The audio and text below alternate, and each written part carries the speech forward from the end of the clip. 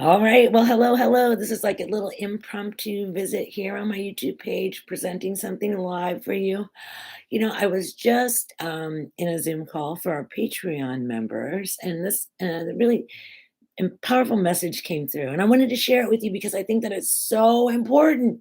Just when we look around the world right now and we see so many people just going crazy, right? And so many things going on in the world, and so many things that people are expressing, and when we look at all of that, it's sometimes it's difficult to see people when they're faced with their challenges and just their responses to life in general, and so there's a lot going on, and there are a lot of people out in the world that are feeling a lot of stress. There are a lot of fear, right? They're struggling with different and what's happening is that people are kind of like showing up and they're responding. And I've noticed that there's been like a heightened sense of anxiety, frustration, and sometimes anger, judgment. Things like this are coming forward, and people are expressing these things, and it's becoming more and more vocal on these social platforms. So I wanted to just kind of like take a look at this, and how is it that as a lover, I consider myself to be a lover of all people, and also one that sees the divine light in everyone, that recognizes that we've all been born from love, that we come from the essence of love, of the divine creator is love. So I believe that we all carry that code of love within our being when we reach this planet, when we're born into this world. And then things happen in our lifetimes, like traumas, situations, circumstances occur, things happen to us, and there may be traumatic experiences, and we all find different ways of coping with them, right? And so some people internalize them, they bottle them up inside, right? And they keep them within them, right? And they never give it voice. And then some people will use that same process of internalizing it, and then something will trigger it and it will all come out all at once. And then there are those people that create like a very hard exterior shell that keeps everybody away, that separates their tenderness, their their they're like sometimes when you see people that are like responding in the harshest ways, either to themselves or to the world in general, those are the people that are so tender inside, that they're just tender, and so they've created this facade of of of of a barrier, and created a barrier so they won't let you in, so that you cannot, you know, they're protecting themselves, right? And so we see this too. So you can see there are many different ways that we deal with our traumas throughout our lifetime. And sometimes, so realize too, everyone on the planet is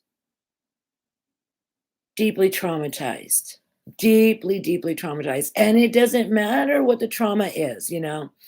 Um, it doesn't matter. So there's no one trauma that's more traumatizing than another. Like, oh, my trauma is more than your trauma.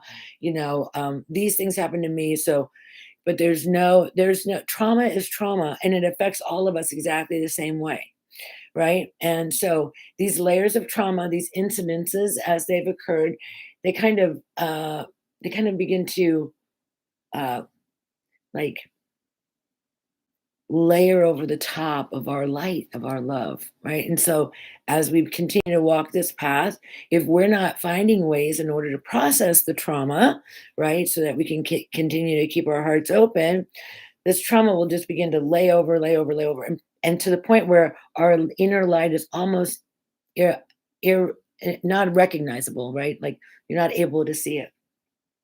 And so when you witness people like on social media, or you witness people in person that are expressing themselves in an anxious way, or an angry way, or whatever, a judgmental way, what I would like to present here for you to maybe take a look at is see that people are not their behaviors. Sometimes we want to say that the way that somebody is showing up right here is who they are. It's not.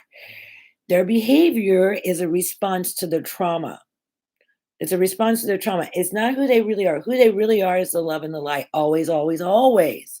But sometimes this gets overshadowed by our traumas, right? And we lose sight of that light within us. So when you encounter people on the path that are demonstrating their behavior is maybe what we could consider like negative behavior, or whatever, and they're demonstrating that, recognize immediately that that person is not the behavior. The behavior is a trauma response. They're responding to the trauma. And who the person really is at the core of their being is love and light, infinite wisdom. However, these layers of trauma can sometimes keep that hidden from us. So when you're witnessing others in the field that are behaving in this way, what you can do, which is really, really powerful, is that you can tune in to their heart, to their essence, to the truth of who they are, right? And see if you can see that little sparkle of light within them. See if you can see it. And then I like to just say their name out loud and see that little and put that little spark in my hand and then blow on it, right? So how do we get the fire to ignite more? We blow on it and then we fan it. And so fan the inner light, the divine light of love within every being, especially if you see them behaving in ways that are hurtful to themselves or to others, or that are judgmental, or, you know, and we see a lot of this in the world right now. It just is what it is because many have forgotten who they are. But when you know that you are the love and the light, and you believe that everyone else is, not just some, there's not just some of us, it's all of us, right? When you begin to see that in others as they're demonstrating behaviors that represent their trauma, you come back to the source of all that they are, this infinite, wise, loving, compassionate being, and you stoke the flame of that.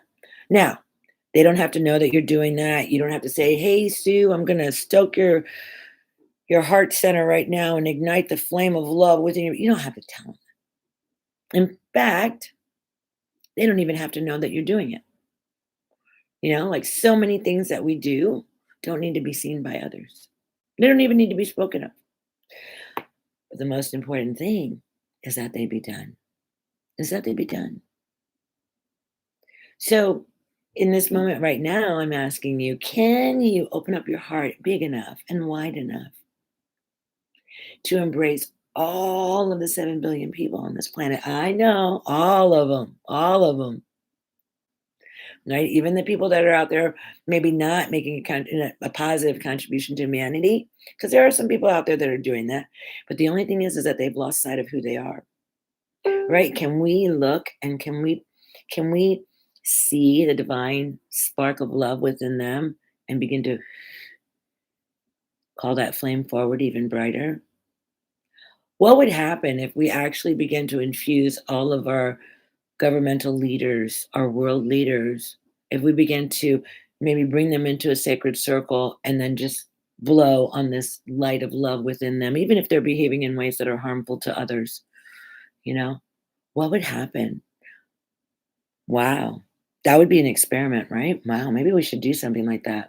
However, right now in this moment, you have the ability to do that with those in your circle around you, right? And I have so many loved ones who are afraid right now, and they don't know. I mean, we're walking a great mystery together. We're walking a great unknown. Hand in hand, we walk this beautiful land, right?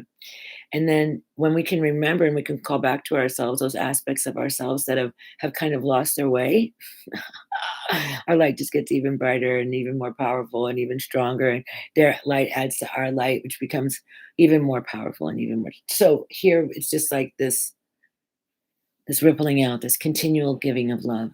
And so how can we be an infinite giver of love? How can we walk the world and love all people, especially like if they're if they're speaking out in ways that like are in direct opposite of what it is that we stand for, because it is all out there. It all gets to exist. But can we love it all? Can we truly love it all?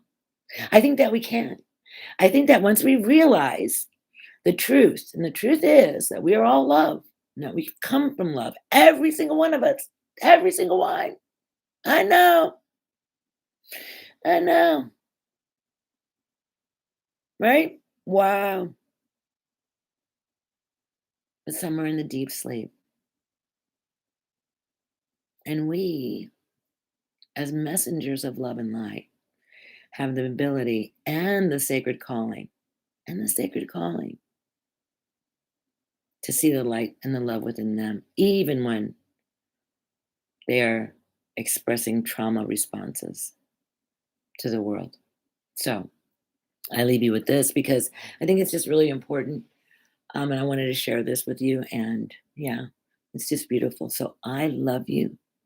Um, and I see the light in you. And let's just go light up the world. Light up the world with our love, right? And connect our hearts one to another. And just realize that, they're not crazy. They're just suffering and they're in deep pain. They haven't figured out how to process their trauma yet, you know? Some of us have been lucky, we figured out early on that we needed to let go of these things and release these things and so that they didn't build up inside of us and they didn't create these walls or take us too far inward, right? So we kind of like began, I consider myself to be somewhat at this point like very aware. So I'm always like self cleaning, self clearing, right? As things are coming up, right? And we're all on this journey. So there's not one of us that's absolutely perfect. We're learning. I'm learning through my process of walking this earth with you. I'm learning how to be a better lover. And so I share this with you so that you can begin to see, like when you begin to see the world as love, then your own fear will begin to fade away. And your own questions about what the future will hold. Because when you're holding this infinite vibration of love, this frequency of love, that is what you will experience. Right? So let us hold the light of love one for another. And let us consciously hold the light for those who have forgotten who they are. And like I said, it can be private. It doesn't have to be anything that you say to them or anything like that. Because our power is in the invisible. Our power is in our frequency. Our power is in our love. It's our power. It's our power. And so bring your superpower to every circle that you sit in and hold a space of deep love and compassion for everyone that you encounter. And remember, we've all been deeply traumatized. We've all been deeply traumatized. And the healing power of love is what's going to bring us home. Okay? All right.